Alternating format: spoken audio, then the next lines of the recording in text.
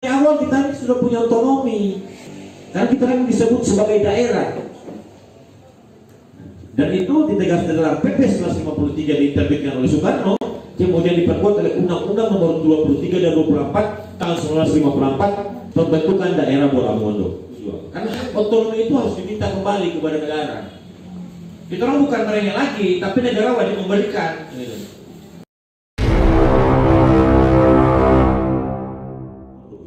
Jadi kita orang punya raja-raja pernah membentuk satu wilayah dengan nama United States Bola Mongondo. Nah, itu luar biasa.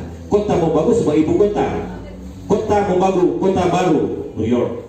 Kan? Itu raja-raja punya konsep administrasi pemerintahan itu sudah luar biasa. Tetapi karena banyak konflik yang kemudian terjadi. Terjadi gabungan dari kerajaan serikat ini. Disepakati oleh para raja bahwa mereka menyepakati 4 kerajaan ini kemudian bersatu menjadi satu gabungan wilayah Bolaan Mongondo. Ini mulai 1927 dengan ibu kota Mobagu. Karena kalau kan ada 4 kerajaan nih, Bola Mongondo, kayak di Pambesar, Bintauna, Bola Muki. Kemudian mereka menyatakan kota Mobagu menjadi ibu kota dari kerajaan serikat gabungan ini. Kalau Mongondo ibu kota pertama sudah itu ya, Kota Bangon. Itu kan istana dari situ kembali. Maka disebabkan tadi kota Mobagu menjadi ibu kota dari kerajaan serikat Federasi Statut Bola Mongondo ini. Setelah dibuka itu kemudian Belanda masuk. Jadi nanti masuk 27 dia mulai garap. Dia mulai masuk, kemudian negara dan Induk Bola Mongondo ini dibagi menjadi 2 provinsi. Zuid Mongondo, Mongondo Utara, Zuid Mongondo, Mongondo Selatan, dan Norden Mongondo, Mongondo Utara. Mongondo Utara, provinsi Mongondo, Mongondo Utara dibagi menjadi 4 wilayah. Bolaan, Pasi, Kerajaan Bintauna, Kerajaan Gedi Pambesar. Pasi dengan Bolaan dipimpin oleh seorang panggulu, kelasnya seperti hari ini bupati. Dia di status kepatihan. Bintauna dan Gedi Pambesar itu dipegang langsung oleh raja. Kemudian Zuid Mongondo, Mongondo Selatan dibagi menjadi 4 wilayah juga. Lolayan, Dumoga, Kota Bunan, dan Bolamuki, Kerajaan Bolamuki. Lolayan dipimpin panggulu, sekelas bupati, setingkat bupati. Dumoga dipegang panggulu, Kota Bunan dipegang panggulu, dan Bolamuki langsung dikendalikan oleh raja. Kemudian dari 4 raja ini mereka membentuk yang namanya Dewan Kerajaan.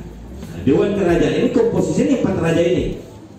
Raja Bolamuki, Raja Kaidi Pambesar, Ramsuit Pontong, Raja Bintauna Datun Sulam, Raja Bolamuki Siat Van Gobel, Raja di Mongondo ini Manopo. Dorang 4 berembuk pikir siapa jadi ketua Dewan Raja. Dorang yang pilih jadi ketua, siapa jadi ketua? Kebetulan selamanya yang paling banyak ketua Dewan Raja dari Mongondo, Manopo. Jadi raja dorang pilih ketua dewannya untuk mengatasi kerajaan serikat. Tapi untuk setelah personal wilayah kerajaan masing-masing, Ram urus DP Kaidipang, Datun Sulang urus DP Bintauna, Gobel urus DP Bolamuki. Tapi urusan internal saat ini kerajaan serikat ini dorang yang atur, dorang. Ini di wilayah sini, ini peta pembagian dari 4 dari kerajaan serikat ini. Dibagi nih wilayah-wilayah ini. DP Dumoga ada di Kota Bunan sana di ujung, DP Kaidipang Besar, DP Bolamuki. Jadi itu dibagi dia punya peta-peta wilayah selengkap di sistem administrasi ini kerajaan serikat Bola Mongondo. Di pemerintahan sudah berjalan dengan baik, sumber daya mulai buka karena sekolah sudah mulai buka, jadi sudah mulai jalan. Tuh, nah itu datanya di paling bawah itu Mongondo North, kemudian Mongondo Zuid. Nah itu kan dibagi, itu datanya ini. Ini data resmi dari Hindia Belanda. Jadi kita orang punya kerajaan itu sudah berdaulat, sudah berjalan dengan bagus. Tapi kemudian apa yang terjadi? Di saat terbentuk NKRI, situ terjadi kolaps politik. Nah ini yang menjadi beban kemunduran kita orang. Kita orang tidak naik, tapi ternyata kita orang mundur. Lanjut. Nah itu bahkan di Minahasa, Minahasanya kan pemerintahan sendiri, nggak ada hubungan dengan Borneo. Jadi Minahasa itu dia pemerintahan sendiri. Karena kalau di Minahasa dia dibuka seperti sistem republik. Karena ada Dewan Minhasarat. Dewan Minhasarat ini kemudian bertanggung-jawaban kepada Hindia Belanda. Makanya kalau Bolmong ada hubungan pemerintahan dengan Minahasa. Ini supplementary kontrak tapal batas Bola Mongo dan Minahasa tahun 1906. Supplementary kontrak kesepakatan ini ditandatangani di Kota Bangun. Itu arsipnya. Itu kesepakatan penandatangan dari Residen Belanda, perwakilan Manado dengan Raja Desi Malopo. Supaya jelas itu tapal batas Bolmong Raya dengan Minahasa itu di mana. Kemudian didatangkan ahli kartografi dari Hindia Belanda yang kemudian membuat peta ini. Ini DP arsip sekitar ada 150 halaman. Itu lengkap. Gunung ini, Koradan, Banting kiri masuk sampai Kota Bunan itu dulu langsung. Dulu langsung. Kemudian peta ahli kartografi mulai gambar peta ini. Sehingga itu sistem pemerintahan Ibu Lama itu sudah jalan dengan baik. Nanti ke sebuah kerajaan serikat, itu orang bahkan tidak ada hubungan Indonesia. Karena Pulau Jawa itu kan kerajaan sendiri, negara sendiri dengan Jogjanya, dengan Sundanya, Bantennya. Itu. Nanti sebentar arahnya kemudian kenapa menjadi Indonesia. Nah itu yang mulia batas Gorontalo. Nah jadi dulu Gorontalo itu Gentuma itu kayak di pembesar punya. Nah itu Gentuma sampai di ujung sana. Kemudian karena ada pengaturan oleh raja-raja, potong, sepotong di Pinunggaluman situ. Gentuma kasih masuk ke Gorontalo. Di sini kita lihat sejarah tentang bagaimana masuknya gabungan Pulau ke dalam sejarah Indonesia.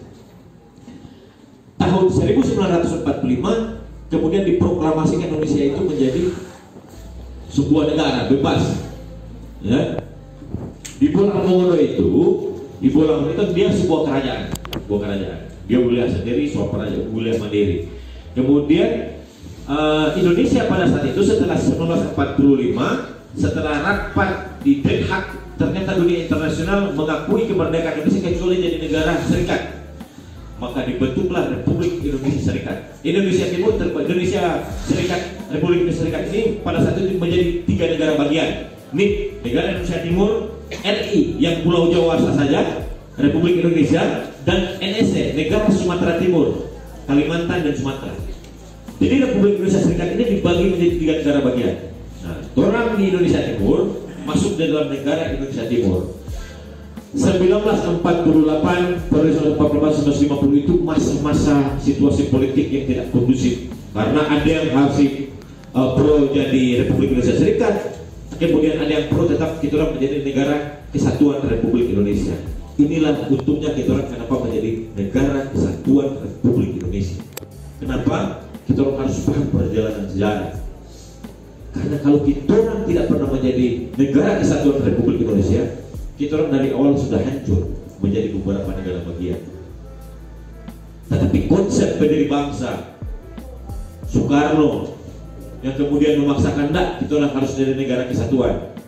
Di Bolmong tokoh penggeraknya adalah Anton Cornelis Manopo. Siapa Anton Cornelis Manopo? Beliau adalah besannya Soekarno. Dia punya anak bernama Kartini Manopo. Kartini Manopo ini istri dari Soekarno.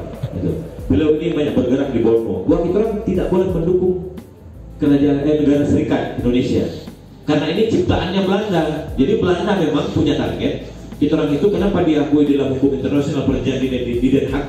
Indonesia diakui secara merdeka kalau kita orang jadi negara serikat. Persoalan kalau kita orang jadi negara serikat, Hindia Belanda itu masih boleh masuk di negara-negara bagian ini. Makanya kenapa kemudian 1 Agustus 1950 Republik Indonesia Serikat ini dibubarkan. Kemudian terjadilah negara kesatuan Republik Indonesia. Posisi Bolmong 1948 itu kita orang sudah masuk ke Indonesia. Kita orang sudah menyatakan oke, kita orang masuk ke Indonesia.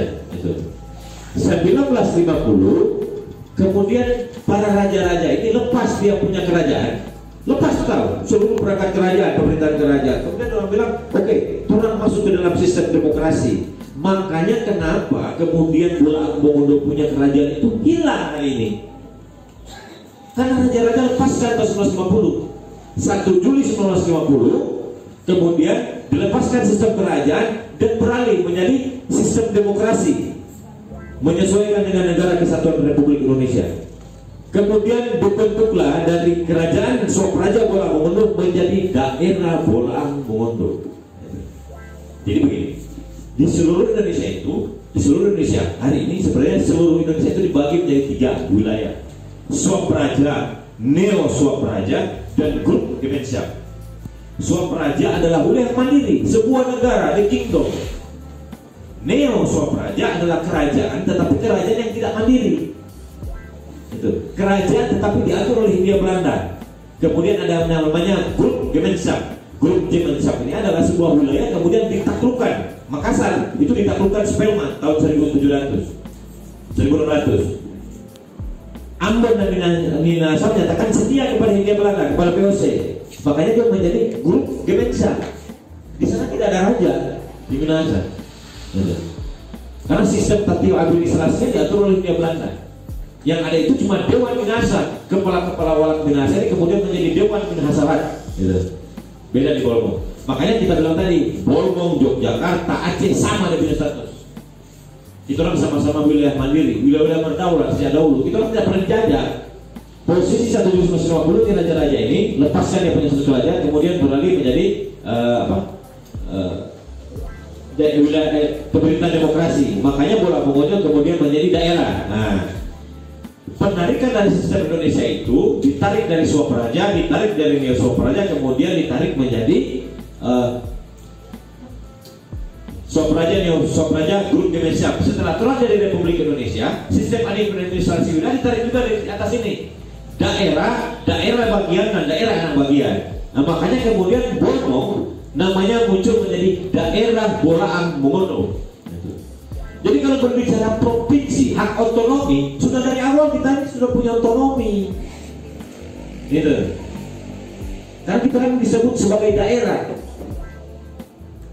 dan itu ditegaskan dalam PP 1953 diterbitkan oleh Soekarno, kemudian diperkuat oleh Undang-Undang Nomor 23 dan 24 tahun 1954 pembentukan daerah Bola Mongondo.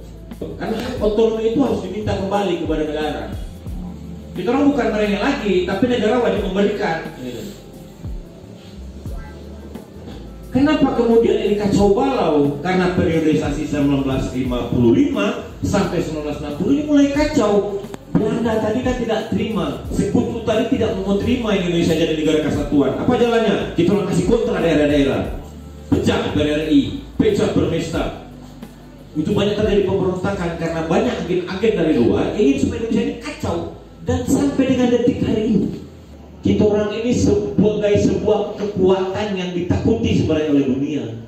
Kita orang punya negara terbesar dan didukung oleh seluruh sumber daya. Yang jadi persoalan hari ini kacau kita orang ini karena apa? Kita orang punya pejabat rata-rata tidak mau berpikir melihat peluang yang besar ini. Ini yang menyebabkan kemunduran sebenarnya. Tadi kita masuk ke masalah daerah bagian. Makanya kenapa Bola Mongondo disebut sebagai daerah Bola Mongondo. Periode semasa waktu itu kacau sampai 1964.